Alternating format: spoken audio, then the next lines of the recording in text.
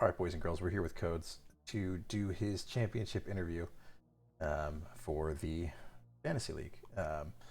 Made it all the way to the finals, which is surprising and not surprising at the same time. And wanted to take a few minutes to sit with him. We're going to be sitting with K Migs as well, talking about what that looks like and how it goes. So, Code, you're here. Is this was this expected? Was this a surprise to you, or did you always kind of see yourself making it here? I knew that you get into the playoffs and you have a shot to make it. I didn't really expect to get past the implications, but you set your lineup and you see what happens, and here I am. So it's exciting, but you don't want to be the team to lose in the finals because nobody likes second place. Yeah. We actually talked about a little bit before. A throwback to our old days of running tournaments and stuff like that, where nobody Yeah. remembers who came in second place. The Pandas came in second last year, and here they are, favorites again, but not there. Everybody just remembers that Cam won, and that's it. Right. At what point did you know that you were going to go all in, right? Because your team kind of stayed pretty fringe. It was, will they be competing? Will they not be competing? Should they compete? Should they not compete? At what point in time did you say, no, I'm just going for it? Um, I remember making the trade for Burrow and Smith, and I felt that like rounded my team out a little better, splitting the Jefferson asset. Which, if you had told me would I have done that, after week one, I'd have been like, hell no. But I know Cam and I had been talking a while, but um, I always kind of felt like I was on like a trajectory to make the playoffs. So like in my opinion, I was already kind of there, but I did make that move for Stephon Diggs, and that kind of I guess helped get me the firepower. But he hasn't really been performing too well. Right. So, but he's a lot nicer than having to pick between some flex or wide receiver three. You can just plug him in. He's gonna produce something.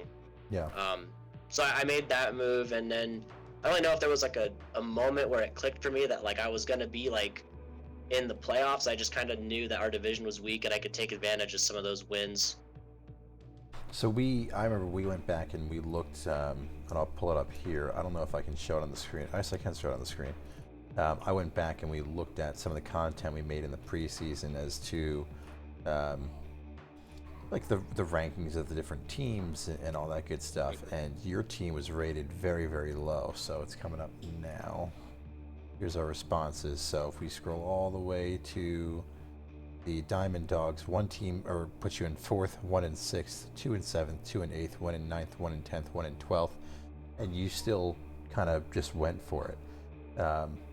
Did you believe any of the haters or the doubters, or did you know that you had something here the whole time, or were you like trying to think of a good example, the person who's like, no, I know there's something here, I know there's something here, I know there's something here, or did Yeah. you kind of all of a sudden realize, oh, there is something here, or did you know since the beginning of the season?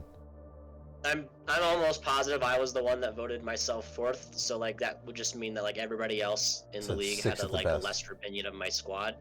And that was like kind of fair at that point in the off season, like preseason area. Like I think I started the season like 2-2 or something, so it's like you're a 500 team at that point.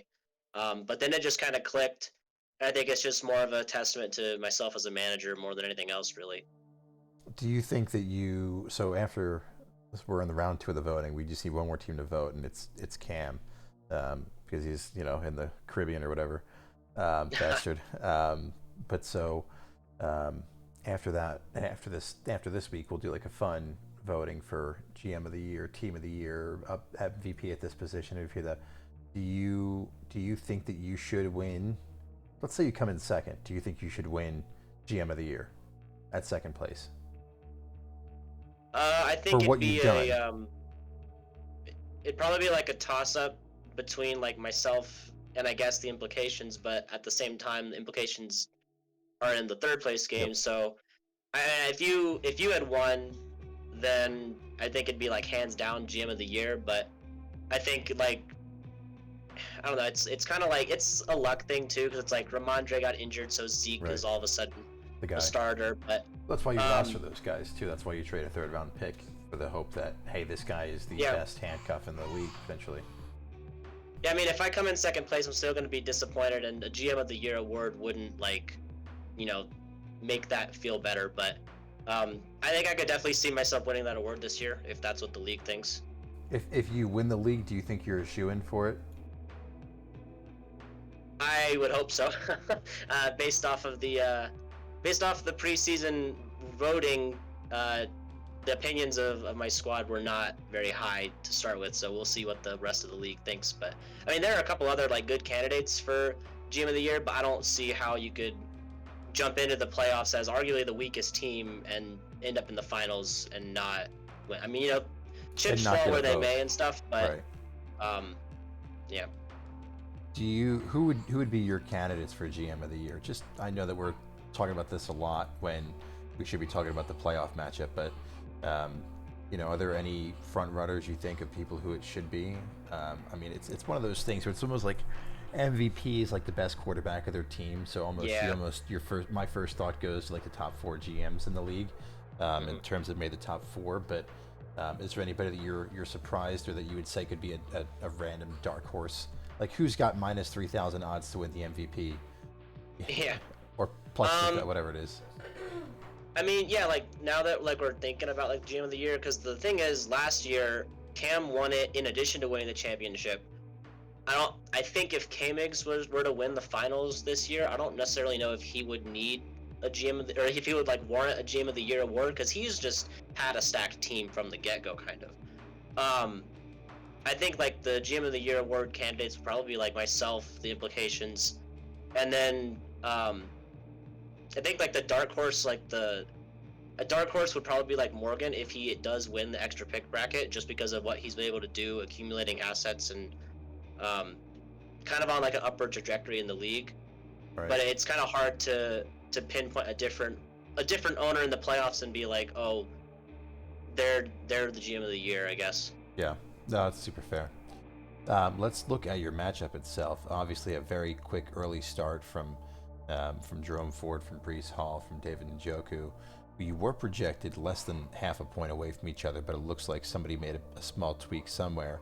The biggest thing for me with you is the quarterback position. So Superflex, you're kind of choosing between Brissett, Heineke, Jared Stidham.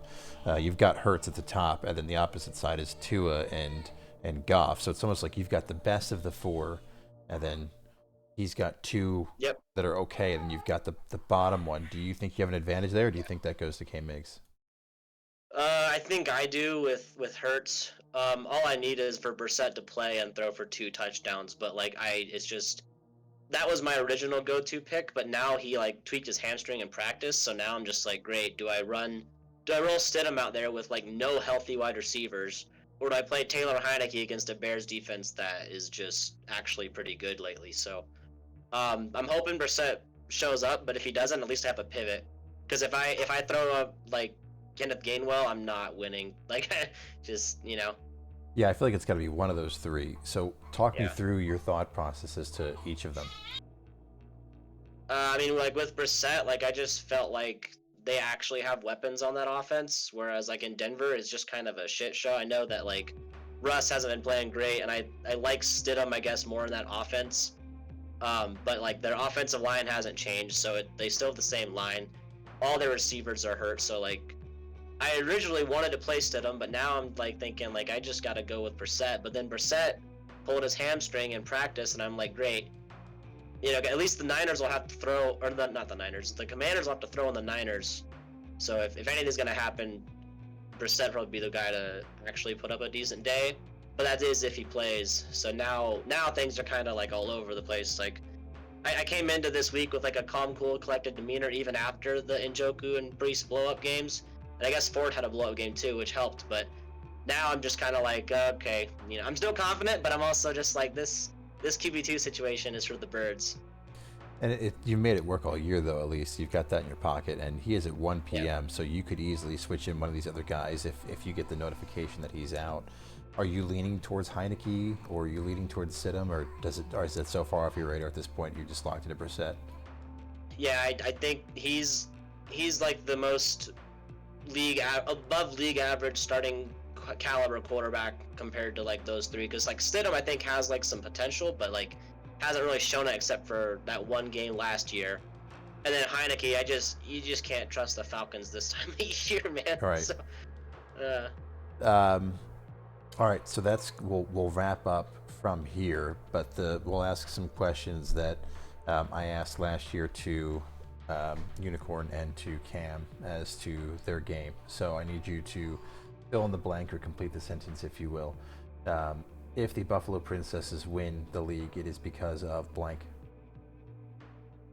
I'm gonna say it's because Stephon Diggs finally has a big game. His past month has just been.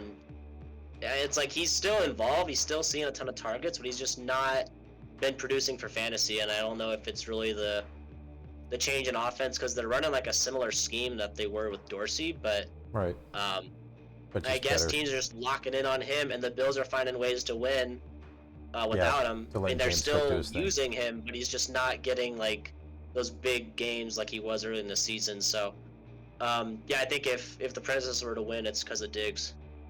Let's flip it then. If Brownout is to win the league, it'll be because of blank.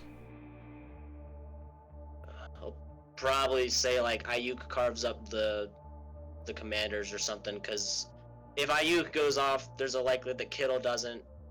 So, I mean, it's the 49ers. Like all four of their skill position players could do something. But yeah, I think if Ayuk has a big game for him, I think that'll probably do me in. Also, Brandon Cooks tonight.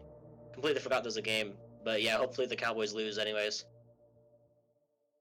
Oh yeah, Brandon Cooks, Amon-Ra St. Brown as well. That should be a good game to watch.